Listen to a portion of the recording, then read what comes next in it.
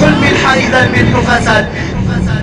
ما لهذه العمائم خرست، وإن هي إلا دفن يصفى على رؤوسنا.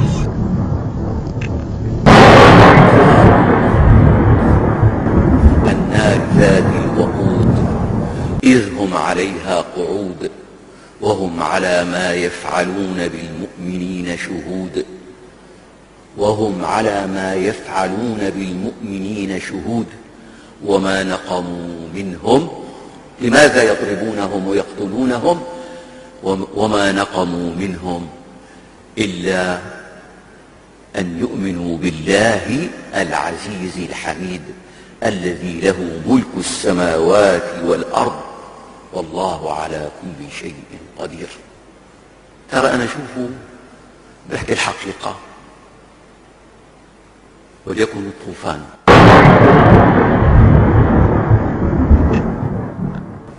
الطوفان والله لا أماري في ديني ولا أداري، وأقول كلمة الحق منذ خلقت إلى يومي هذا.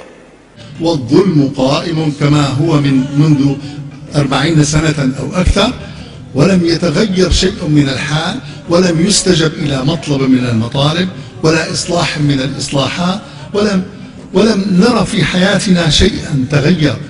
فكيف نطلب من الناس أن يهدأوا أو أن يقعدوا عن هذه المظاهرات التي يخرجون فيها؟ ثم هذه المصاحف التي تمزق والتي تداس بأرجل من لا يعرف الله ولا رسوله. أقول أحمل القيادة مسؤولية هذه الأعمال الشنيعة الخبيثة، أحملهم ذلك، وليصل كلامي إلى الجميع. لا أريد أن أسمع عصابات مسلحة أو شيء من هذا الكلام. إن القيادة هي المسؤولة عن كل قطرة دم تسال من أبناء شعبنا في هذا البلد الكريم. المشكلة التي نعيشها نحن أننا نخاطب بهذا الكلام ناسا لا يعملون به ويسمعونه فيمر على آذانهم وكأنهم يمر على آذانهم ولكن لم يلامس لا آذانهم ولا قلوبهم. شهدت بالأمس مشهدا عجيبا، وقد سمعت بأن جامع الشيخ عبد الكريم الرفاعي قد حوصر من قبل الأمن والمصلون داخله لا يستطيعون الخروج. فاتصلت بأحد ضباط الأمن فقال: لا عليك، سأرسل عددا من الضباط حتى يخرجوا كل من في المسجد. قلت: وسأذهب أيضا. فذهبت ففسحوا الطريق من أجل أن يخرج من في المسجد، فأخرجت 10 وراء 10. قلت شيئا فشيئا، وإذ بي أسمع صراخا.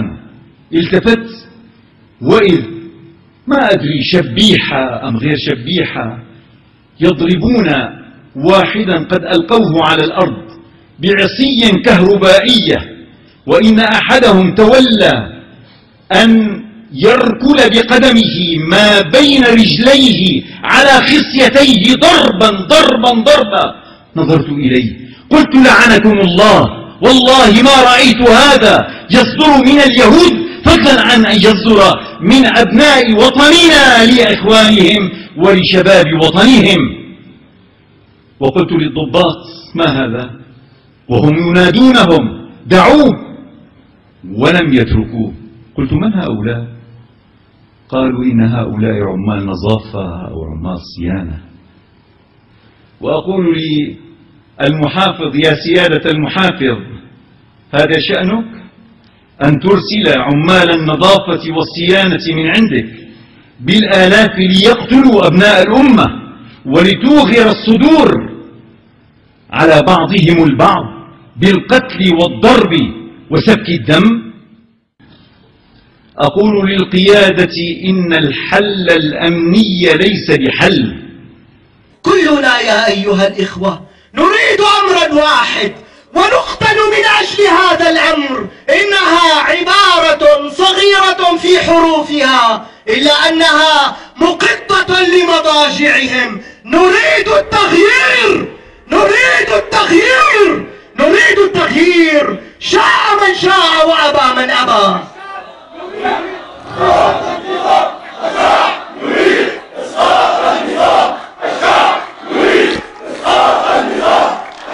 ما كنت أظن أن تصل وأن يصل الإجرام من جيشنا، الجيش العربي السوري الذي عرفناه مدافعا عن الشعب، أن يصوب بنادقه ودباباته إلى أبناء هذا الشعب الكريم في شهر كريم وفي بداية شهر عظيم سماه النبي عليه الصلاة والسلام بشهر المواساة.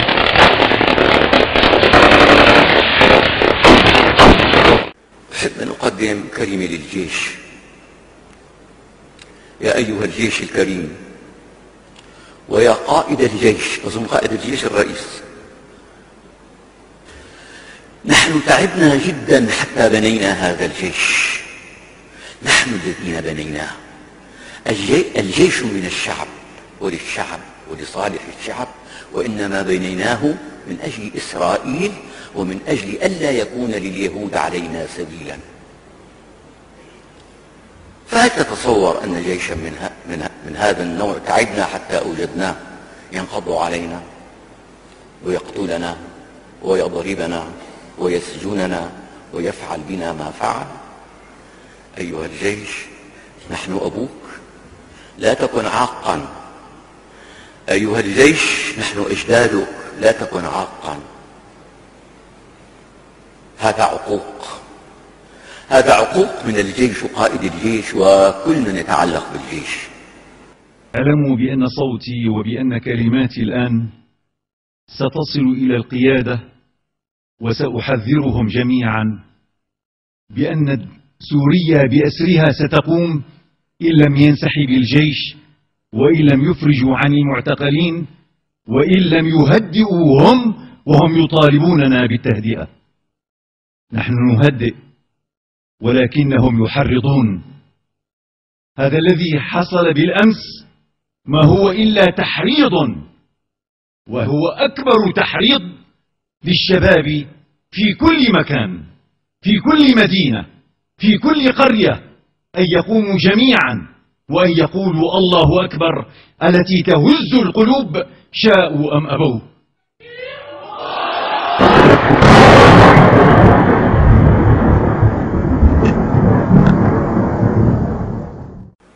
وأنتم أيضا ما تسمون بالأمن، أنتم أيضا تستعملون المال من جيوبنا نحن، من الضرائب التي تأخذونها منا.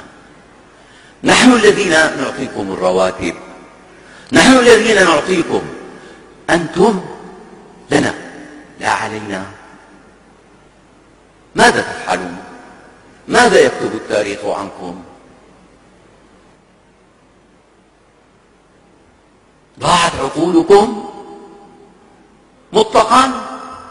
أليس منكم رجل رشيد يجلس مع القوم يقول يا أخي هذا شعبنا، هي بلادنا، هي أمتنا، أنتم الذين جلبتم هذا لأنفسكم، يا من تريدون أن تسلطوا علينا السلاح وأن تقتلونا.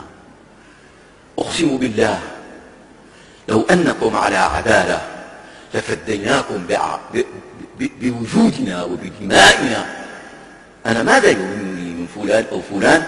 يهمني أن أجد وجودي في بلدي. أنا الآن لا أجد وجودي في بلدي. مر علينا 40 عاما لا نجد وجودنا في بلدنا، وإنما نجد أنفسنا في بلادنا غرباء. حتى كان الواحد يخاف من أخيه ويخاف من جاره ويقول اصحى يا أخي، تحكي اصحى يا أخي، ليش؟ هذا الذي ولد هذه الأمور التي نعيشها. فيداكم يا أيها السلطة أوكتا وفوكم نفخ. ثم تجعلون هذا علينا. ولذلك فإن المساجد من حرمات الله، وهي مقدسة قداسة الكعبة. ومع كل ذلك فحرمة رجل مسلم أعظم عند الله من حرمة الكعبة. فالمساجد لا يضرب فيها رصاص، ولا يضرب فيها بعصا، ولا يثار فيها أصوات غير أصوات الذكر. في المساجد الصلاة والعبادة والذكر والتعليم. إذا فقد دور المسجد في الماضي وفي القديم، فإننا اليوم نحتاج إلى أن يعود دور المسجد. يا علماء الشام، يا ملح البلد، ما يصلح الملح إذا الملح فسد؟ ما لهذه العمائم خرست وإن هي إلا كفن يخفى على رؤوسنا؟ ما لهذه العمائم خرست يا أيها الإخوة؟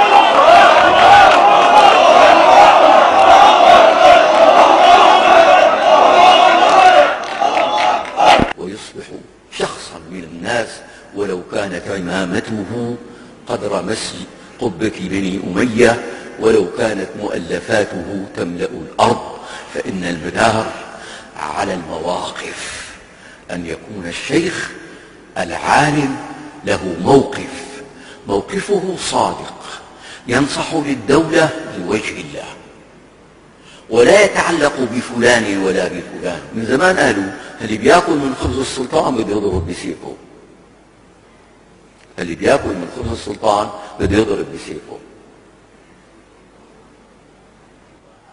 عم نفهم يا أهل الشام؟ عم نفهم يا معاشر الذين يدلون على الله.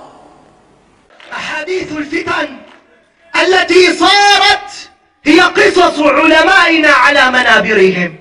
أنا أقول إن أحاديث الفتن التي ذكرها رسول الله هي كالصدامات الكهربائية للجسد المشلول المعنى ليعود إلى الحياة من جديد. إن هذه الأحاديث أحاديث الفتن لتقول لا تصلوا إلى ما أراد رسول الله أن يقوله بحديثكم. لا تقبلوا الذلة، لا تقبلوا الخضوع، لا تقبلوا المهانة، لا تقبلوا الاستكانة. قوموا وانتفضوا وأعيدوا دوركم المنشود. نريد أن نخرج إلى العلن، نريد أن نبني هذا الوطن بأيادينا التي اشتاقت لبناء هذا الوطن. إنها فرصة وأي فرصة. هذا العلم السوري انظروا إلى ثلثه أحمر. إن من جعل الأحمر في العلم السوري ثلثه أحمر هو الذي يعلم أن الثلثين لا يمكن أن يكونا إلا إذا كان الأحمر عاليا دم الشهداء، وبدم الشهداء يرتفع علم سوريا. شاء من شاء وأبى من أبى. اليوم لنا كلمة لا بد أن نقولها: نعم، نريد التغيير، نريد التحرير، نريد كرامتنا وعزتنا المهدورة.